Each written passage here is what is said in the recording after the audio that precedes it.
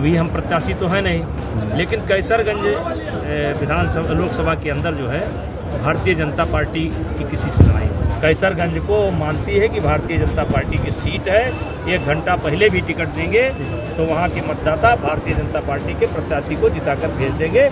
कहाँ पार्टी ने हमारा टिकट काट दिया भाई? क्या पार्टी ने कोई लिस्ट निकाली है जिसमें हमारा नाम नहीं है? आप लोग काहे इतना परेशान? लोकसभा चुनाव 2024 के लिए पहले फेज की वोटिंग हो चुकी है। आगे की वोटिंग के लिए सभी पार्टियां इलेक्शन कैंपेन में जोरदार तरीके से जुटी हुई हैं। लेकिन अब तक कुछ सीटों पर उम्मीदवारों का भी ऐलान नहीं हुआ है। यूपी में बीजेपी की तरफ से 2 सीटें रायबरेली और कैसरगंज के कैंडिडेट्स के नाम की घोषणा अब तक नहीं हुई है। बता दें कि कैसरगंज की सीट बीजेपी के पास ही है। यहाँ से बृजभूषण शरण सिंह सांसद हैं। हालांकि बीते कार्यकाल के दौरान वो काफी विवादों में रहे हैं। ऐसे में उनके टिकट कटने की भी संभावना जताई जा रही है। अब आगामी लोकसभा चुनाव के लिए पार्टी की तरफ से अभी तक उम्मीदवार का ऐलान न किए जाने को लेकर बृजभूषण सिंह ने प्रतिक्रिया दी है। उन्होंने कहा है कि कैसरगंज में भारतीय जनता पार्टी की किसी से लड़ाई नहीं है।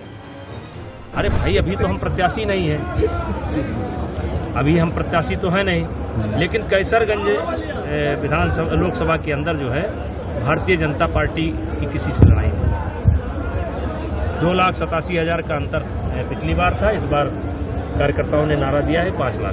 जय श्री राम, जय श्री राम। अब वही है वही जो राम रच राखा, वही है वही जो राम रच राखा। अब अगर ईश्वर ने तय कर रखा है तो हम क्या कर सकते हैं?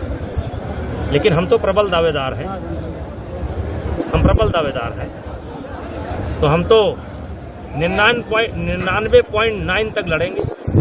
परसों से नॉमिनेशन है। एक कारण मैंने बताया कि देखिए, जब से अभी कुछ दिन पहले भी मुझको खुद लोग जानते थे कि गोंडा से सांसद है, और जब कैसरगंज का टिकट विलम्ब हुआ तो लोगों को पता चला कि कैसरगंज से नेताजी सांसद। तो कैसरगंज का इतना नाम हो गया, इतना नाम हो गया, हमारा भी नाम हो गया, कैसरगंज के मतदाताओं का नाम हो गया, कैसरगंज का नाम हो गया, और विश्वास करिए देश ही नहीं इंटरनेशनल स्तर पर इस समय कैसरगंज की चर्चा।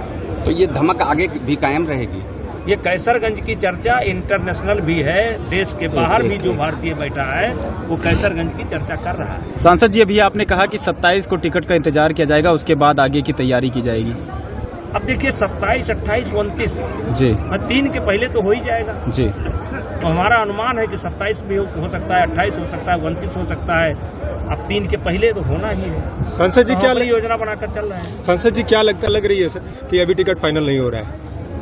वजह कोई नहीं है, भारतीय जनता पार्टी मुतमैन है एकदम। कैसरगंज को मानती है कि भारतीय जनता पार्टी की सीट है, 1 घंटा पहले भी टिकट देंगे तो वहाँ के मतदाता भारतीय जनता पार्टी के प्रत्याशी को जिताकर भेज देंगे। वो निश्चिंत है, उन्होंने जोड़ रखा है कैसरगंज मोदी जी के पास। क्या आपकी मेहनत पार्टी को नहीं दिख रही है? अरे यार, ऐसी बात आप कर रहे हैं। कहाँ पार्टी ने हमारा टिकट काट दिया भाई? क्या पार्टी ने कोई लिस्ट निकाली है जिसमें हमारा नाम नहीं है? आप लोग काहे इतना परेशान? तो परेशान हम लोग, विपक्ष भी तो नहीं दे रहा है कोई प्रत्याशी। पार्टी का ये कॉन्फिडेंस, अब विपक्ष नहीं दे रहा है इसलिए भारतीय जनता पार्टी नहीं दे रही। 400 में कैसरगंज का नाम जुड़ चुका है। अब कैसरगंज के लिए मोदी जी को विचार करने की आवश्यकता नहीं है। हम उनसे कहना चाहते हैं, 1 की शुरुआत ही कैसरगंज से करें। बता दें कि बृजभूषण सिंह बीते साल उस समय चर्चा में आए जब देश की कई जानी मानी महिला पहलवानों ने उन पर यौन शोषण का आरोप लगाया। पहलवानों ने उनकी गिरफ्तारी की मांग को लेकर दिल्ली में लंबे समय तक धरना प्रदर्शन भी किया था। बृजभूषण सिंह भारतीय कुश्ती महासंघ के अध्यक्ष थे, लेकिन बाद में उन्हें ये पद छोड़ना पड़ा था। अब उनकी लोकसभा सीट पर बीजेपी ने उम्मीदवार का ऐलान नहीं किया है। ऐसे में उनके टिकट कटने की अटकलें तेज हो गई हैं। Times now of Bharat digital की रिपोर्ट।